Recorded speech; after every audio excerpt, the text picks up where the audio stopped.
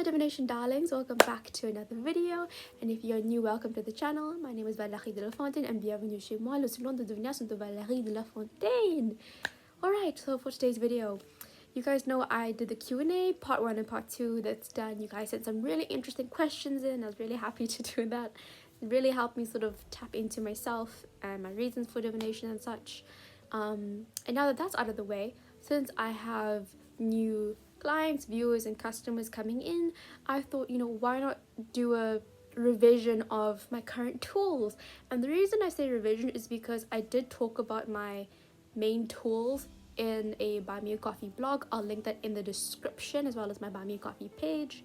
And of course, speaking about customers and all that, you guys know, at least those who aren't new to the channel, to the video, that I'm a diviner and I offer a variety of divination products, services and readings. If you would like a reading from me and you are a non-member, a single one-off reading is £5 per reading. But if you are a member, you guys know that you get a lot more for a lot less. So yeah, tons of readings, tons of benefits, learning content, podcasts, all that stuff. You guys know the deal. With that said, and with that out of the way, right?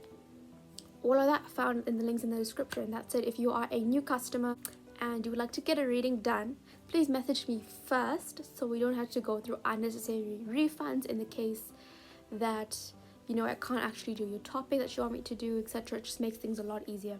So come to me for confirmation first before you make your one-off payments. That said, and with that all out of the way, all that, like I said, links in the description. So go on ahead. Like I said, for today's video, we are doing my divination tools walkthrough.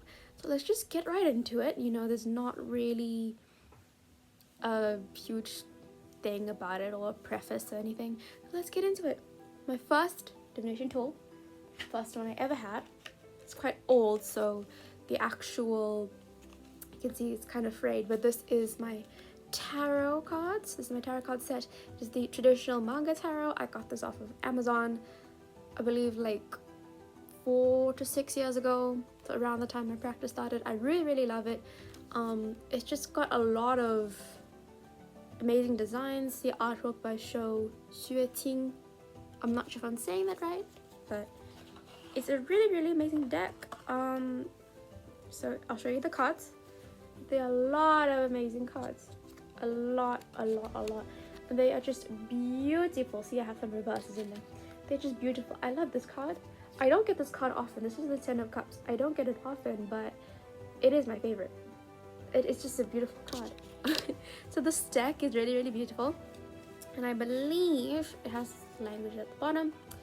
I believe it is English, Spanish, I think that's Italian, French, and Portuguese, Brazilian, Portuguese, and just, normal Portuguese. So yeah, this is my favorite. Like I said, I've had it the longest. It's been through it. It was in a box for like a year or so at one point when I wasn't doing any divining or much witchcraft. But I do really love it. It is really nice.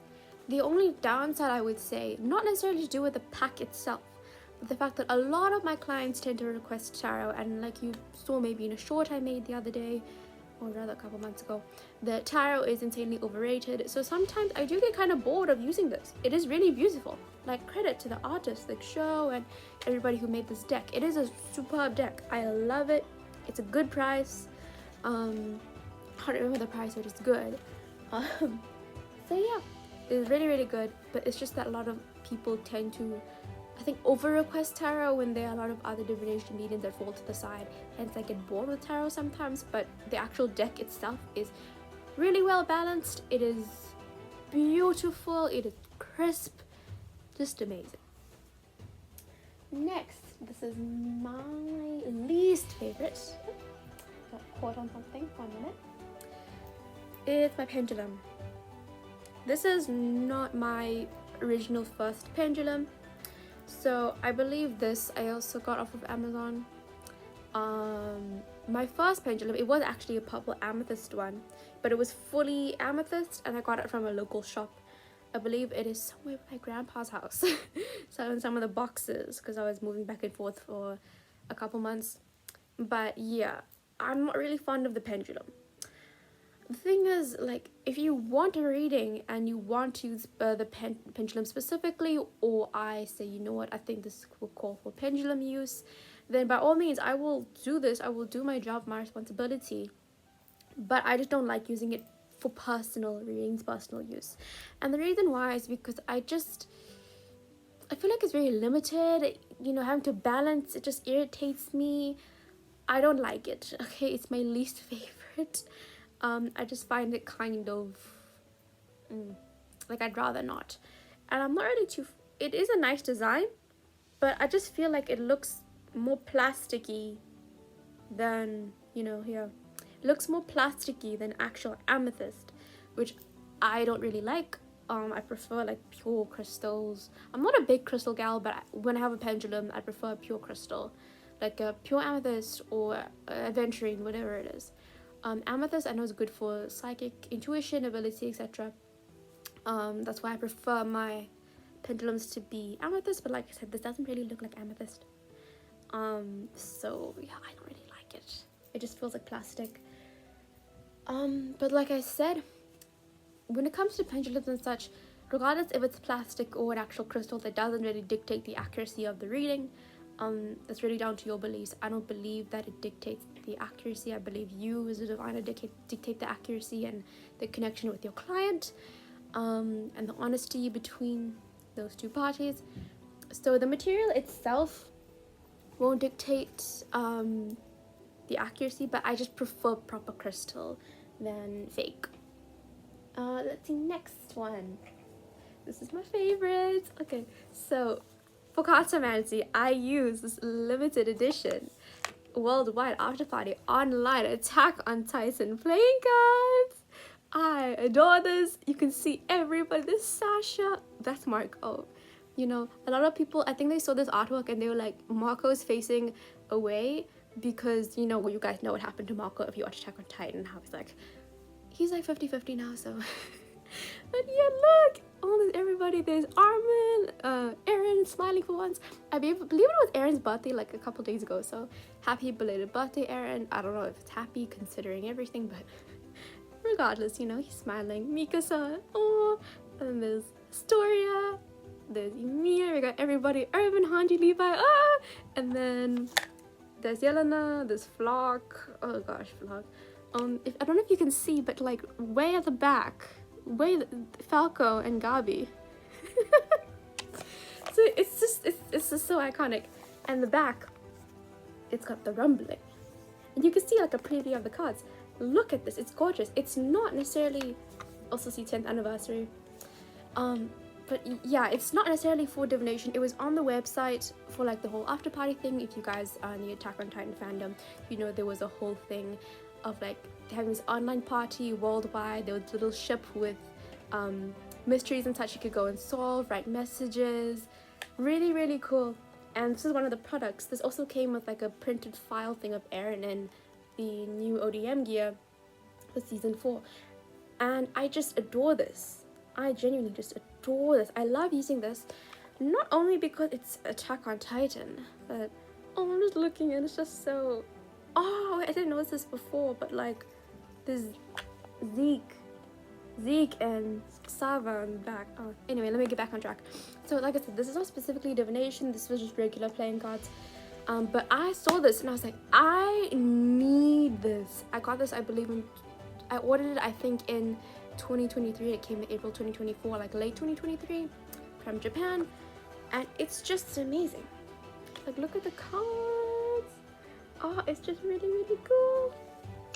So I believe, you know, let me pull some out. There's not all the cards, but I'm just gonna show you. Check it out. Warhammer. Oh, you know, it's just Mikasa. Who's this? Oh, that's reverse. Aaron Kruger. Ymir. Not the Ymir. Well, same card. But it is really, really nice. And what I love about, you know, like doing divination with themed sets in terms of characters and stories and anime or whatever series that you like is that yes, you can use the general meanings of, for example, Queen of Hearts and everything, the general card meaning, but also the character themselves. You know, you can really tap into, oh, there's Rhina. Hi, Rhina. But yeah, you can use the general, like the meaning as well, but also the specific meaning of the actual character. So if you were to pull this Rhina card, probably some serious stuff going on in a conflict, that kind of thing. But yeah, that's what I really, really love about this. It ignites such a passion in me. And I remember I was doing a reading for someone and they got the Founding Titan Emir. They got Emir, like the card I just showed you of the Jaw Titan, and then Porco's Jaw Titan. And I was like, you have 2 Emirs and 2 Jaw Titans. And then a source of the Jaw Titan, like in general, the Founding Titan. So I was like, oh my gosh, it was such an amazing reading. Because you can link, yes, use the characters themselves specifically, but then you can link the characters. Like imagine if you got these 2 together, like, oh, it's amazing. I just love it so much. It excites me so much. So if you want to come to me for a reading and, you know, please let me do cartomancy. If you're like, oh, you know, just do whatever, then I will do cartomancy because AOT. But I do highly suggest, please, when you come to me, ask for cartomancy. I'll be so happy. And this is more like a card. It's not, I don't use this card when I do divination with the cartomancy thing, but this is just like a collector's thing. So I know some people have, this is Levi, of course, some people have Aaron, and I think some people have Mikasa. But yeah, I got the Levi holographic card. I think this is just to up the rarity of the deck. But yeah, I love this so much. I love this. I genuinely... And it's got like little rumblings and the walls on the back. Oh, Mother Hanji. Okay. So while I proceed to fangirl, let me stop because we've got other things to get through. But yes, my favorite cartomancy deck. I will not be getting another one for a very long time because it's just amazing. Like, look. Oh, I love it. Alright. Next tool. This is the homemade one. This is my runes. So you can hear them, right? So, for my runes. Alright. I'll take out a few and show you guys, but not all of them. So like I said, these are homemade. I just picked some rocks from the backyard. I took a marker, not like a Sharpie, but just a generic marker, and I engraved these symbols. Really, really cool. Go. It's gonna show a few, like I said, not the whole thing. And I do have a blank one in there as well. I based it off of the Labyrinthos rune, the main one that they give you. And it's just really nice. So like I said, I made this entirely by myself. The rock, like I said, and the marker, I just had it in my house already. You can go to the park or whatever if you don't have a garden and you want to make runes. And this bag, I bought like 10 heart obsidian crystals once. They're really, really good. And it came with this pouch, but I was like, I don't want to keep the crystals in this pouch because I was using them for other things. So then I use this pouch for my runes. And fun fact, I used to say ruins instead of runes, so I have to watch when I say it. My mom pointed it out and I was like, damn it. But yeah, entirely homemade. I believe I call them the Rocky Road nature set, and I had them blessed by Lady Nyx. So these are really, really lovely. I can just feel her energy off of them. It's really, really amazing. Yeah, I just really, really love it. I don't use my runes often. You know, like I said, a lot of people request tarot. Which is why I don't really get to use them often, but they are really lovely, very inexpensive. You could literally, while this video is playing, go and make some yourself. Really, really easy. I believe this, I can't remember the exact number of runes they are, but I believe this plus minus 20, you know, in that lower 20s number. But yeah, these are my runes. I really love them. You know, they are a bit more noisy than the rest of my tools just because, you know, I like to shuffle, you know, do a bit of this, you know, go in and then pull out a number. I usually pull out 3 and then I read those. But yeah, I really, really like these. They're quite nice. but like I said, I don't get to use them that often. But I don't have a bone to pick with runes. They're very nice, and they're very inexpensive thing, very broom closet friendly. So if you want to make some runes, go ahead right now. You can literally do it right now. It is that easy, that inexpensive. Literally costs you $0 basically, or pounds, or whatever your currency. Then second to last tool, hydromancy. Of course, this is an empty bowl, but this is the bowl I use for most of my clientele who request hydromancy. And I put water in it. When I'm putting the water in, I'll hold it already concentrate. It will be cold water most of the time. And I don't pre-wash the bowl. Of course, like I wash it and put it in the dishwasher if I use it for other things. But like when the client is like, I want hydromancy, I will just go straight and fill it up. I won't pre-wash it and then fill it up with the water used for the divination. I'll just sink on and then I'll use that water directly. I really love hydromancy. This is one of my favorite methods because it's just a lot of fun. And another reason why I don't like pre-washing and get any dust out is because the actual dust and contributes to Brownian motion, basically, like particles knocking each other and such, and that can create a lot of shapes, imagery, numbers. So yeah, if it's a little dusty, use that because it creates a lot of imagery and it gives you really good foundation for your readings. So I really love hydromancy. I also love water in general. And take a sip of my water. H2O to go. But yeah, I love this. I love this bowl as well. It's so, I believe I did like a beauty spell with this, and it's just really nice. Really nice. And what I love about hydromancy compared with tarot or cartomancy, for your tarot basically, yes, it has a lot of lovely beautiful imagery, but the imagery is kind of fixed, right? It's fixed imagery.